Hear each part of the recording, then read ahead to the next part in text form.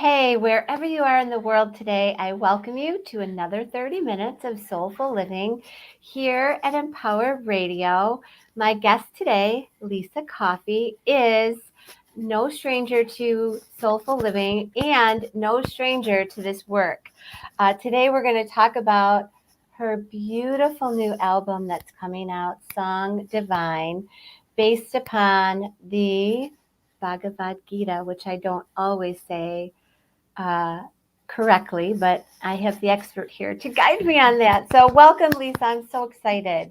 Thank you, Terry. This is so kind. I love you and I love your audience and everything you do. So I'm a big fan. Well, thank you so much, and the feeling is mutual. I was thinking today that I think we connected when What's Your Dosha baby came out, Yeah, that was like and 2004. I know that was a long time ago. Yeah. Yeah, and we've kind of traveled this journey through social media and online, and I Yeah. look And pretty much forward to. every book that came out of mine, you've been, very supportive. So I really appreciate it. Yeah, you're welcome. And I know that one day when all this crazy stuff is done, we're going to meet live and in person. So Yes. until then, let's give the listeners a little background on the Bhagavad Gita. So the Bhagavad Gita is originated in India more than 5,000 years ago. It's the second best-selling book in the world and the second Wow. most Wow. translated book in the world after the Bible. Yeah, Wow. it was originally written in Sanskrit, Hmm. and then when it is translated, this is what it looks like, usually when you see it, Yeah. because it'll have like the Sanskrit verse and then it'll have the translation and then it has commentary. So it's a very meaty text, but it's actually a part of a much bigger book called the Mahabharata, which is like 18 volumes of this saga of this major war within this family in India, and the Bhagavad Gita is just a little sliver of it. Mm. Um, and it's this intense conversation between Arjuna, who is basically an everyman. He represents us, right? He's a warrior and he's supposed to fight in this war. He's supposed to be a general in this war. And he goes on the battlefield and he pretty much has a nervous breakdown. He says, I don't know if I want to do this. He looks at the other side, and there's all of his friends and family and teachers and people he respects and neighbors and everything. And he just doesn't know what to do. He's like, Hmm. how am I supposed to kill these people? I know it's my job, but how is anything good going to come out of this war? I think I'm just going to quit. I don't know what to do. So he has this breakdown and he turns to his charioteer, who is Krishna, who he doesn't realize is God incarnate. And he asks Krishna for advice. What do I do? And the whole Bhagavad Gita is Krishna giving him advice and Arjuna asking questions so that he can make a good decision for how to Hmm. handle this dilemma in his life. So it's really, even though it's set on a battlefield, it's representative of our own lives, even right now. Yeah, that's Because what I was thinking. yeah, because this doesn't take place in a beautiful garden or on the beach in Hawaii. This takes place on a battlefield. And this is how we are on this earth in our everyday lives. We're Yeah. fighting these little mini battles, with our spouse or our children or our boss or our landlord or our neighbor or whatever. There's always struggles and challenges. And this is how we learn and grow. Hmm. It's not all hunky dory. It's we have to figure it out. What is the right thing to do? How do we handle it? How do we get past this? How do we grow from this experience? And it's exactly what Arjuna is facing. So basically, all the words that Krishna is saying to Arjuna all those years ago, he's saying to us right now to give us this strength and this courage and this insight so that we can live our best lives. And isn't it beautiful that these ancient teachings are resurfacing so much the past few years, and particularly right now, with not just these conversations that we're having within ourselves, but even on a global scale. And, here in the United States with politics and COVID and craziness, we need that insight. And it is so interesting to me that it's from thousands and thousands of years ago, and it's still such beautiful, potent wisdom. Yeah. I mean, you think that we would have advanced and we would have learned something from that Right. by now. But the problem is the problems change, right? Yeah. So we're not shooting with bows and arrows. We're not, in that kind of a situation. We have high tech. So now we're fighting with each other on social media, It's the same problem, but a different expression of it. Yeah, exactly. And so all of this became the inspiration for creating Song Divine and using your own translations to create this beautiful lyrics. And okay, like I feel like I'm going really fast here, and then inviting in the musician piece, and then inviting in the singer, and the whole beauty of that album. It's just amazing. Oh, thank you. Yeah, when I wrote Song Divine, the idea for me was I was studying the Bhagavad Gita, like finally, because I felt like it was following me all my life. Like, here it is, read it. And I didn't get it. I was like, I don't get it. I'm a woman. I'm not a man on a battlefield. I'm in the 20th century, 21st century. What? I didn't get it. But then my Swami invited me to this Bhagavad Gita class, and I said, okay, I'll go. Then he said, memorize the verses. And I'm like, how am I going to memorize these verses? But then I remembered, back in the 90s, I used to write songs for kids with affirmations so that they could remember. And when it's in rhyme and rhythm, then you remember. And so I started rewriting the verses. And I thought, am I like ruining the Bhagavad Gita? What am I doing here? So I showed my Swami, and he said, this is great. This is perfect. This is for a Western audience. This is for a modern audience. This is what we need right now. So keep going, keep going. So I wrote the whole thing. And then as I'm writing it, I'm hearing like melodies and stuff. And I thought, okay, each chapter should be a song. And then each song can have its own vibe, because there's an essential message in each chapter, right? And then I thought, we'll put each song together and we'll make a musical like Hamilton or Jesus Christ Superstar, and it'll be on the stage with Bollywood dancers and musicians, and it'll be great. So I went to my friend Vito, who I've known for years and years. I've been married to Greg now for 20 years, and Vito was one of the keyboard guy at my wedding. So wow, that's full circle. Yeah, exactly. So I met him through Center for Spiritual Living. We were like in the same church and everything, and it was so cool. And I showed him, and I said, this is what I want to do. And he looked at it, and he's like, okay, well, do you realize that you have in this one chapter 48 verses? In a song, you have like 2 or 3 verses and a chorus. How are we going to do this? So I said, we'll do it. We'll figure it out. We'll do it. He goes, okay, let's just try one song. I'm like, okay, let's just try 3 songs. And he's like, oh, okay. So I roped him into it, and then we got hooked, and we're like, we got to keep going. We're doing it. We're doing it. We're going to get through the whole thing. 18 songs, 18 original songs we did. Wow. Yeah. Wow. Well, and they're so appropriate for the higher wisdom that people are seeking now. And I love how it's each one is different, and then it flows in, and you can look at the lyrics. You can look at the lyrics, and it really resonates with you. Like, let's play one. We're going to play one right now. Okay. We're going to play Know Who You Are. And what I really loved about this is that it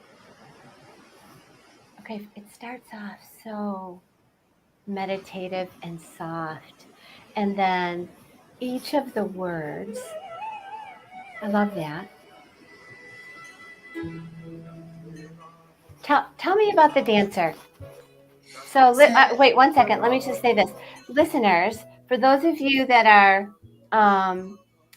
listening to the podcast, this is a challenge for me here, but those of you listening to the podcast, you can visit Lisa's website, coffeetalk.com, COFFEY, and grab the song and watch the video. It's going to be launched in 2 weeks. And for those of you watching, pay attention to the dancer. There's a beautiful dancer as the words flow along with her. Okay, I'm sorry, Lisa. I just had to get that in there.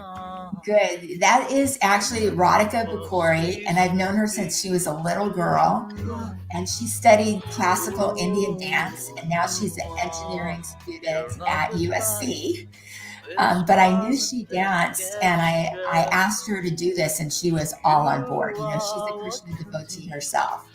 So, but the storyline is that this girl, this Indian American girl, loses her grandmother in India, and she can't fly to India because of the pandemic. So she goes to the beach to honor her grandmother through dance and prayer.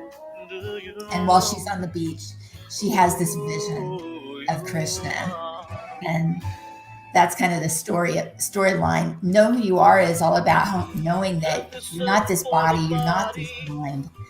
You are a soul beyond birth and death. And when you know who you are, you know how the world operates, and you know what your place is in the world. Well, and one of the things that really resonated with me is that my mom died during the pandemic. And, you know, it was kind of locked down, and we all had to grieve in a way that made sense to us. Yeah. And yet this really spoke to me because it's just the death of the physical being. I'm right there with you. My father died during the pandemic too. He was 97. I didn't know that, Lisa. I'm so sorry. As a affirmation of everything that I'm doing, and I'll share this with you because you're Teri and I love you. He came to me that night and he told me, I'm not dead. And I'm like, I get it. Thank you, Dad. I mean, that was like a really important message for me to hear. You know, his body may be gone, but he's still here and available. Yeah, absolutely. Well, I had a similar experience. Like, I was having this conversation with my mom, and the same day that I had that conversation, this was right after she died as well, I interviewed a psychic, and I told her, I said, I don't want to talk about my mom. This isn't about my mom. This is about you and your work. And she said, well, I just have to tell you one thing. She said, your mom wants you to know you were right. And I'm like, okay. She's just someplace else. They're just someplace else. That's right. Right. And so in the next room. The next room. Yes. Another great story you'll have to hear about one day. But it's beautiful. Look at how beautiful she is, and the music, how it flows. Tell us about the singer. The singer is Sonu Nigam, and he is probably the most popular, famous singer in all of India. And he started as a playback singer, which means like he was singing in movies over, you know, the actor's voice. They do that in Hollywood movies all the time. But he got so famous on his own, and now he's like a judge on Indian Idol and all those awards shows and stuff, you know, all over the place on TV in India. But like everybody knows the name. Like like here in America, how everybody knows the name Elvis Presley or Frank Yeah. Sinatra. It's like you know that name, right? So when I really wanted someone from India to sing the whole album, really, but it's um it's a challenge to find, I don't know who the big people are in India. I don't know who actually sings in English versus singing in Hindi, which is a whole different skill set. But everybody I know from India kept telling me, Sonu Nigam, you have to get Sonu Nigam. There's nobody else. He's the best. He's the best. And I'm like, okay, what do I do? And luckily enough, I just kept asking people, like anybody I met, I would ask them. And I finally found one person who knew somebody who knew somebody who knew him and put me in touch. And I had to pitch this person, and then this person pitched Sonu. Sonu said, okay, I'm willing to hear her out. And he just happened to be, I live in Los Angeles. He just happened to be in San Jose, Northern California, like the next day. And they said, well, can you get out there to take a meeting with him? I'm like, yes. So like I hopped on a plane, got out there, went to the hotel, met him in the lobby, played him the song on my phone. And he's like grooving out, and I knew he liked it. And he's like, okay. And Lissa, I'm going to do this. I'm going to do this for you because this is your dharma. This is your purpose in life. This is what you were put on this earth to do. And I was just like, oh my gosh, because I'm so used to hearing, no, I'm too busy, or good luck, I wish you well. I'm so used to hearing that. But this was like a solid yes, go for it. So that was back in April of 19. And we were trying to figure out how he was going to get to the studio, because he said, oh, I'm touring the US and I'll circle back and we'll come back in and blah, blah, blah. But then that never happened, because he got booked in Europe. He got booked in Dubai. He got booked in he was all over the place. You know how those big guys are. They're everywhere. Yeah. And then the pandemic. Well, and just before the pandemic, though, in November, my goddaughter was getting married in India, December 7th. So I told him, I said, look, I'm going to India anyway. Why don't I fly to Mumbai early? And so I said, I'll be there like the Thanksgiving weekend and following. And can you just give me a day? I'll stay there for a week so that I have this window of time to record you. Just give me a day. And sure enough, he picked a day. He was there. He showed up. We recorded the song. He was amazing. He was really into it. He even collaborated with us. We got in Indian musicians with sarangi and bansuri, these, very specialized Indian instruments. Beautiful. It all worked out. My godson is in the music business. Thankfully, he set up the engineer and the studio and the time, and everything just fell into place. Yeah. Like it was meant to be. And then, of course, I go home, have Christmas, and the pandemic comes. So Thank goodness I got in just under the wire. Well, yeah, that's total divine intervention, right? Definitely. Yeah, Definitely. It's complete and total divine intervention. And that everything, so I say flawlessly, but I'm sure there were a few little hiccups, but it just fell into place. And then to be able to relate so much of it to, again, going back to those ancient teachings, to what's happening now, and to be able to present it in this rock opera format. I love that. I kept hearing wow, it's like the Bohemian Rhapsody. It's just going to be amazing. Yeah. Yeah. And we were so inspired by Jesus Christ Superstar, because that was so groundbreaking in the 70s, right? And it kind of made being Christian cool, right? Mm-hmm. And then of course Godspell came, and then Hamilton. Hamilton, we were like, wow, they're making American history cool. Why can't we make spirituality cool? This really, even though it's based in India, it's culturally relevant everywhere. It's Yes. timeless. It's, there's no geography, there's no specific religion that this is specific to. It really is very inclusive. Yeah. And as I was reading the lyrics to Know Who You Are, that is something that kept playing out in my head was that this isn't about religion. This is about your soul self, your spiritual self, the essence of who you are and the essence of all of humanity. Um, I've been having conversations lately about religion and dogma and uh, many religions, superiority. This is none of that. It Exactly. is just a beautiful celebration of life, and that there is no, there is no mind, there is no body, that this is who we are. And it's delivered in such a beautiful way. Mm. That means so much to me. Thank you.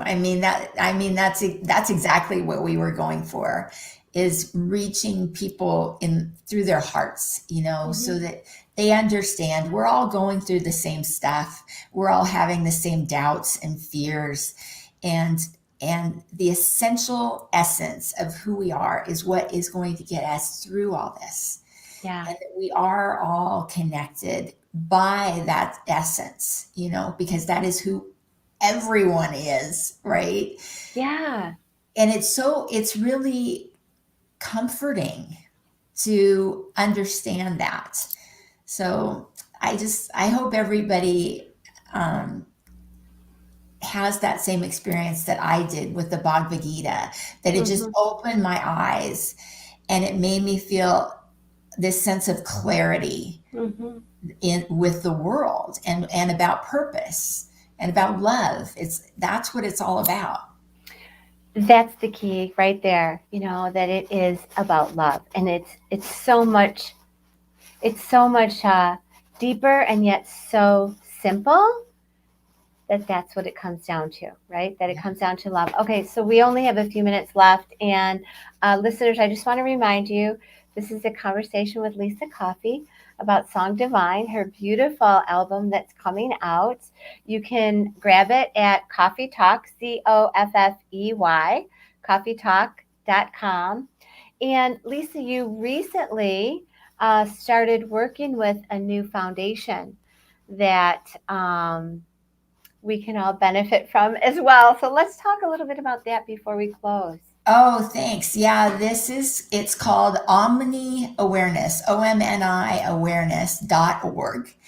And it stands for Om Non Dual Infinite Awareness. And a group of us who study Advaita Vedanta, which is non duality, we are all one kind of thing. There's one, non dual, not two, it's one. We wanted to put together some retreats. And, in the Buddhism, they have lots of retreats, different kinds of meditation retreats in silence and all this. But in Vedanta, we don't have that many. We have a lot of education. Yeah. We have our educational practices, manana. There are three things: Shranana, Manana, Nididhyasana. So Shranana is hearing. So like hearing the lectures, hearing the wisdom, reading the wisdom, that thing. Manana is thinking about it and reasoning about it and coming to our own conclusion about it. And Nididhyasana is assimilation, integration into your daily habits, into how you behave, into your work, that kind of thing. So we set up our first retreat. It's coming up in December, and it's online, which is great because anybody can come, which is wonderful. And we're going to have talks, we're going to have meditations, we're going to have chanting and kirtan, and we're going to have Q&A with the Swami. This is Swami Atma Rupananda, who's an expert in non-dualism. In fact, he translated this book, Advaita Makaranda, and this is what it's based on, the nectar of non-duality. Mhm. So he's amazing. And so this is our first one. We're just launching right now. It's going to be a Friday night and then Saturday and Sunday. And I hope everybody can come. If you go to omniawareness.org, you'll find out all about it. It's, very inexpensive, and you'll get so much out of it. I'm so excited to be a part of this. And from here on out, I hope to be able to do in-person retreats where we can all gather together. But for now, this is what we can manage with everything that's going on. Mm-hmm. It sounds really beautiful. And listeners, I will make sure that all of Lissa's links are on the Soulful Living page here at Empower Radio. I say I, but actually my awesome producer, Kojo, will make sure that's all taken care of. So it sounds amazing. And I personally am making a commitment to join the retreat. Is it like all day on Saturday and Sunday, or is it like various times throughout the day? It's mostly all day, but we have breaks, Okay, good. so you can get up and have lunch and come back and that kind of thing. But it's in chunks. The schedule is actually on the website so that you can see what it is. So perfect. I'm excited. I cannot wait for this. Well, I know that this has all been something you've been very passionate about for a really long time. I mean, certainly longer than I've known you, and that it is who you are. It just seems like everything is coming full circle for you, and it's really beautiful. And we're down to the wire. Okay, we are really down to the wire. We only have about a minute or so left, and I'm so grateful that you're here, that you've shared all of your beautiful work. And I'd love for you to leave the listeners with something you can take out into the day. They can take out into the day to elevate their soul or expand their life in some way. No, I would just say, do you know who you are? You are a miracle. You are a walking, talking, beautiful miracle, and just embrace that and think about that during the day. Everything that had to lead up to your birth and where you are right here and now is a total miracle. That's beautiful. What a beautiful way to close out the show. Thank you so much, Lissa. I love you and I appreciate you so much. I love you so much.